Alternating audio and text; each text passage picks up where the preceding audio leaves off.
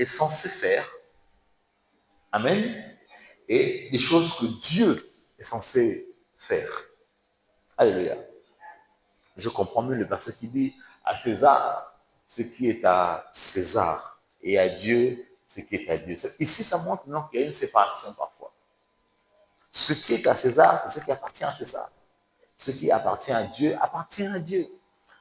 Dans le ce qui est à César et à César, ça veut dire qu'il y a des choses que l'homme doit faire et que ce n'est pas Dieu qui viendra le faire. La preuve, il s'est passé un truc dans l'Éden. Dieu dit à Adam, tu vas garder et cultiver l'Éden. Garder, premièrement, c'est prendre soin. Amen. C'est que l'homme avait la charge de prendre soin de l'Éden. Dites pourquoi tu dis cela. Parce que le problème, c'est parce que quand le serpent est venu draguer Ève, Dieu n'a pas intervenu. Dites pourquoi. Ce n'est pas sa responsabilité de le faire. Ce pouvoir-là avait été donné à qui? À Adam. C'est Adam qui devait garder l'Éden. Donc, ce n'était pas à Dieu qui devait gérer ce cas-là. Donc, il y a des choses que vous devrez faire parce que c'est vous qui êtes là. Il y a des choses que Dieu doit faire parce que c'est Dieu qui est là. Alléluia. Alors, pour commencer mon entame, ce que je veux dire ce matin, c'est que j'ai envie de dire des choses à vous. Je pense que Dieu sait pourquoi il y a que vous qui êtes là ce matin et d'autres vont aller au fur et à mesure. Alors, je vais demander à mon camarade de couper un instant.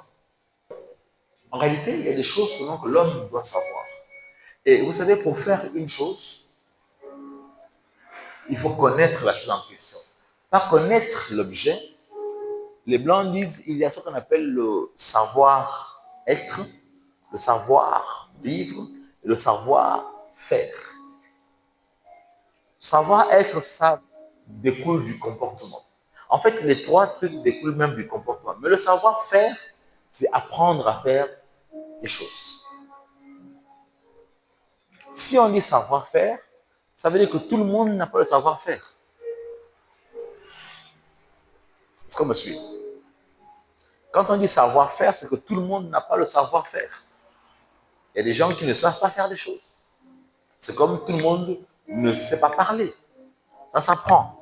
Apprendre à parler, apprendre à s'habiller, à se vêtir plutôt, apprendre même à manger à table.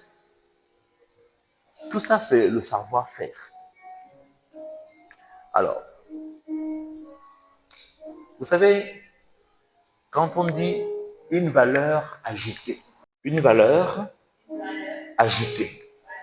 quand on parle de valeur ajoutée, ça veut dire que c'est quelque chose que tu vas ajouter à ta vie. C'est pour ça qu'on parle d'une valeur ou des valeurs ajoutées. Pourquoi est-ce qu'on dit des valeurs ajoutées? C'est que tu as déjà des valeurs, mais il te faut ajouter d'autres valeurs à ta valeur ajoutée. Plutôt à ta valeur. Pour que ça devienne des valeurs ajoutées. Ça veut dire que cela vient d'ailleurs, pour que tu intègres, pour qu'elle fasse partie de toi. Est-ce qu'on me suit?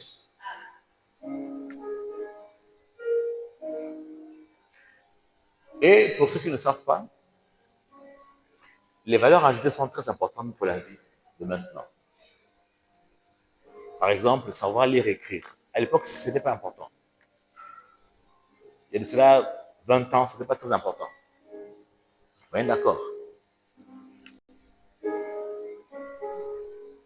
Pour une femme, à l'époque, ce n'était pas important.